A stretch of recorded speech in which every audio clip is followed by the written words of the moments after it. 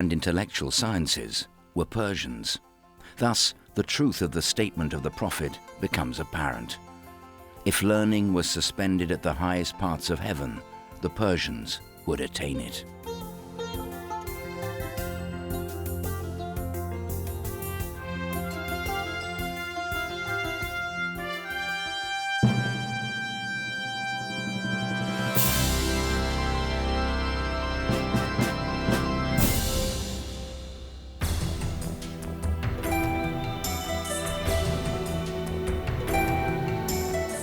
The Iranians played a major role in the development of Islamic civilization, yet they preserved much of their cultural heritage, including the Persian language.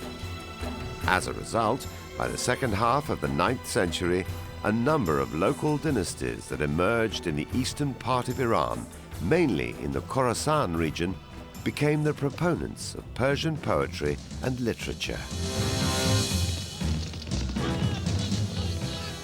This trend continued even when the Seljuks, a large nomadic clan of Turkic origin, pushed through Iran in the 11th century. They were eventually transformed into the rulers of a centralized state under the influence of Iranian administrative institutions already in place. All the politics, financial and administrative institutions had been created by the able officers, clergy and bureaucracy of Iranians. The top model of this was Nizam al-Mulk. His Siyasetname became almost a constitution for centuries for Turks and other Islamic peoples. 2 centuries before the first European university was founded at Bologna, Nizam al-Mulk for the first time established universities with a unique campus system at Nishapur, Isfahan, and other major cities. They gave rewards to people, to the students who did very well and achieved a certain degree, such that they gave them robes of honor and even talisman caps. And I think that it's fairly generally agreed that this is the origin of the cap and gown which you wear in Western universities when you get degrees, when you finish your course of study, that it goes back for, well, almost 1,000 years to the East.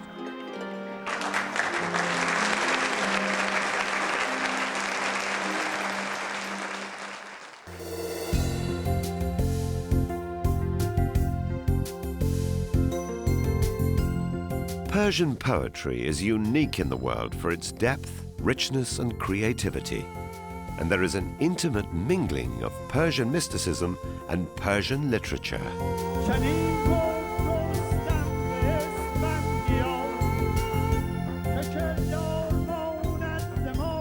The love for poetry is extraordinary, and there is no other country in the world that I know of which would have the same love for literature.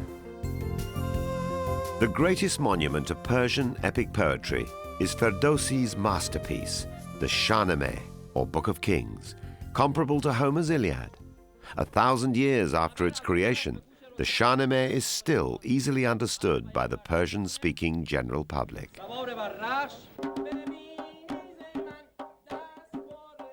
When I was young, and I was a classics major at the time, I loved Homer, I went to a museum and I saw the illuminations from the Shahnameh and decided any text that generated such gorgeous illuminations had to be read in the middle, which is why I've given my life to reading the Shahnameh.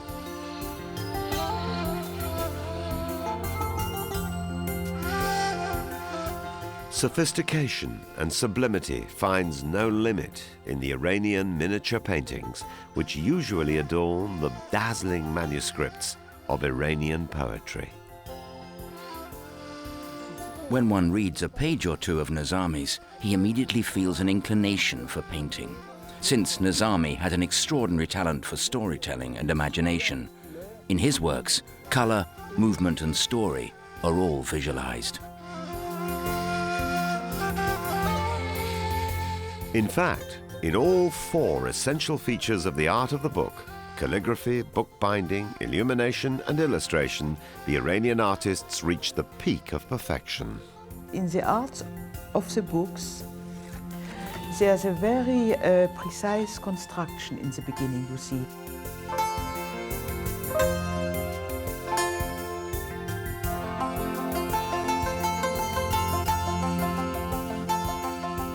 And in the ornamentation, you have a very solid preparation of a geometrical design.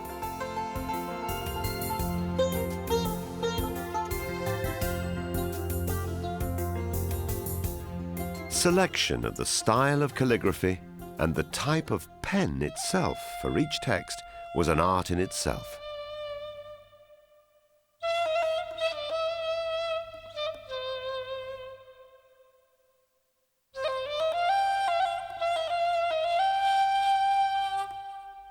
Another interesting art was Iranian bookbinding that was copied even in Europe.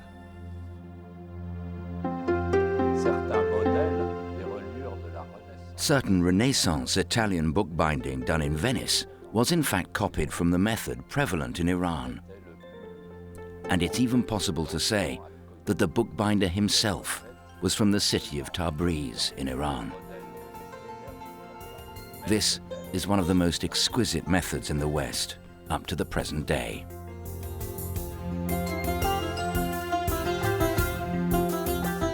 Persian mystical poetry reached its pinnacle in the works of Jalal-ad-Din Rumi.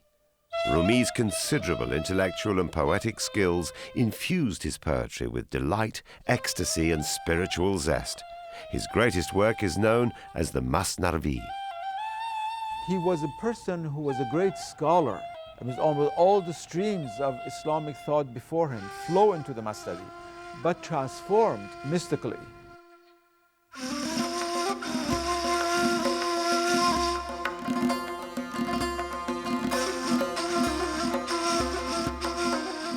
Maulana Jalaluddin was also given by God the incredible gift of appreciating every form of beauty as the beauty of God. The famous hadith of the Prophet, ﷺ, Allahu Jamilun yuhibbu Jamal, that is, God is beautiful and He loves beauty, marks the whole being of Jalaluddin.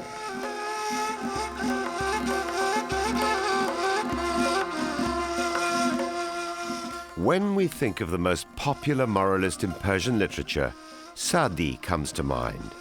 He writes, "The sons of Adam are the limbs of one body, created of one essence.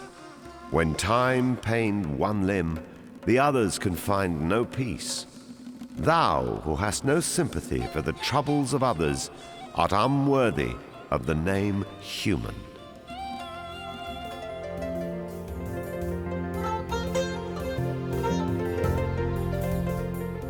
From India to the Balkans, the poetry of Hafez, the story of love, beauty, and unselfishness, enjoyed great popularity. Hafez is the prince of Persian lyric poetry. He believed that man's selfishness is responsible for all his sufferings. Thus, egoism is the bondage from which one has to be liberated.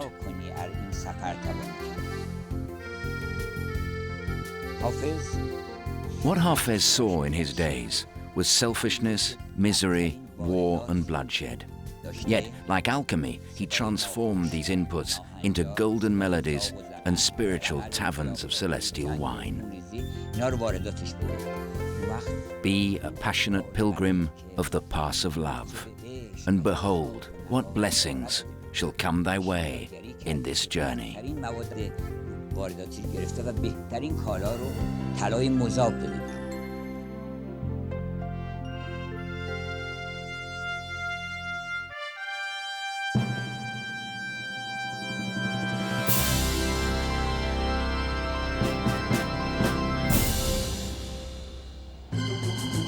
The calm and prosperity which provided the fertile ground for the development of such works of art was abruptly shaken by the brutal forces of Genghis Khan, known as the Mongols, followed by Tamerlane.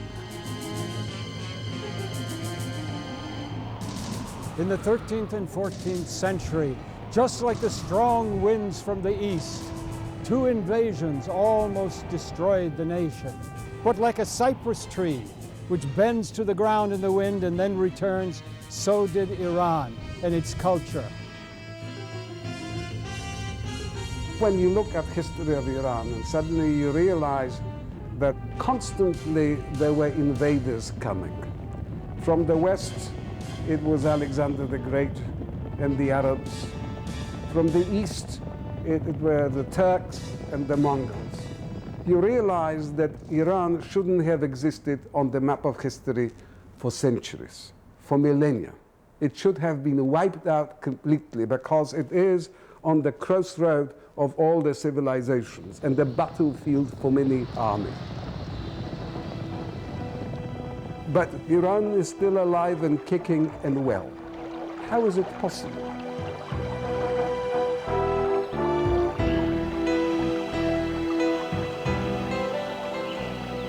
All those invaders who came on the Iranian plateau, they were so attracted to Iranian way of life, to Iranian civilization, to beauty of music, the beauty of poetry, the beauty of miniature, the beauty of Persian cuisine, that within a very short period, they tried and wanted to become Iranian, Persian. As these coins testify, the Mongols gradually turned to Islam, which became the official religion of their ruling dynasty, known as the Ilkhanids.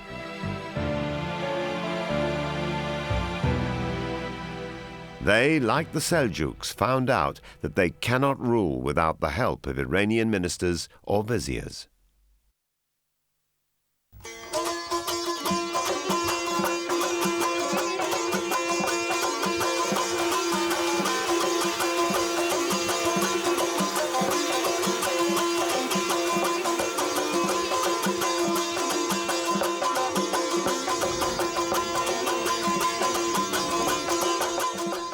The northwestern Iranian city of Tabriz was chosen as their capital.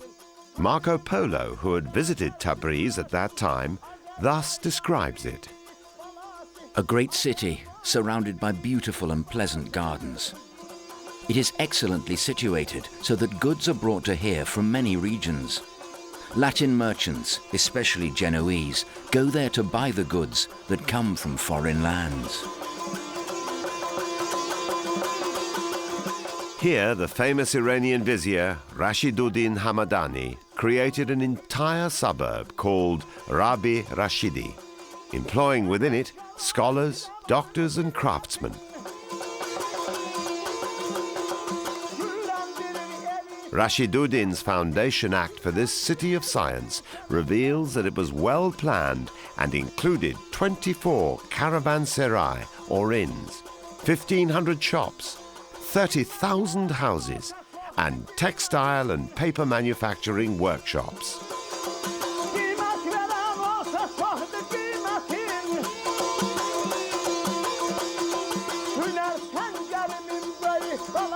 A special zone was allotted to housing scientists and physicians invited from across the world to work at Rabi Rashidi's International Hospital.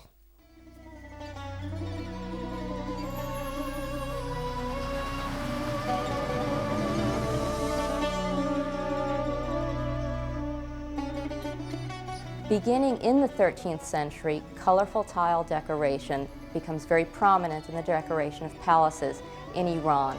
It becomes kind of a decorative sheath for the interior of buildings.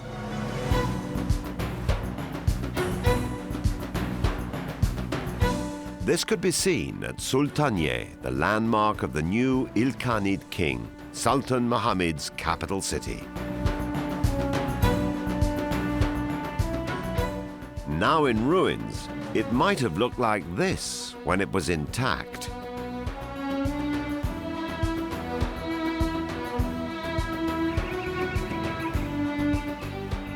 Perhaps the boldest innovation of this building is the corona of 8 minarets.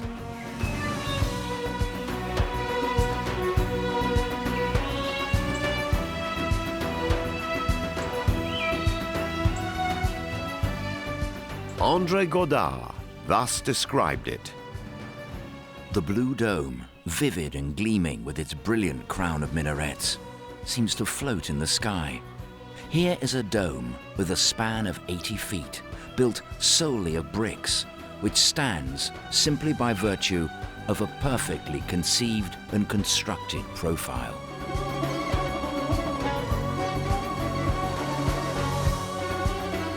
According to studies by an Italian team headed by Professor Piero San Paolesi from the University of Florence, the plan and structure of the Great Dome at Saltagné has had a direct impact on the design and construction of the Church of Santa Maria del Fiore in the city of Florence.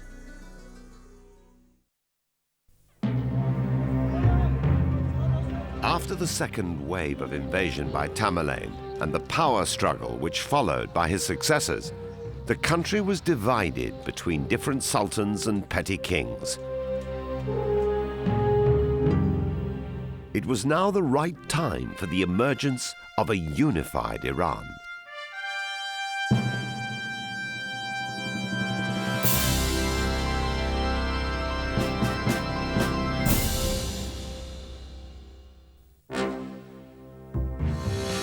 At the beginning of the 16th century, the semi-nomadic Turkmen Shia tribes of Anatolia and northwestern Iran, with their charismatic leader Ismail the Safavid, gradually gained control over Iran.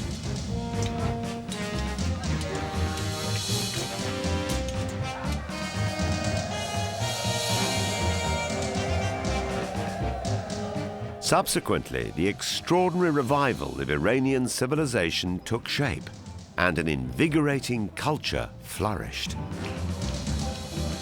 The most distinguished of the Safavid rulers was Shah Abbas, who came to the throne in 1587.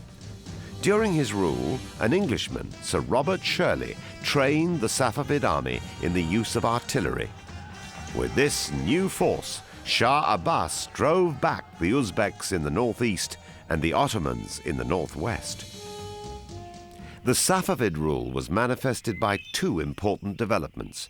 First, the re-emergence of a nation-state as the core of an empire. Second, the consolidation of Shi'i Islam as the national religion of the country.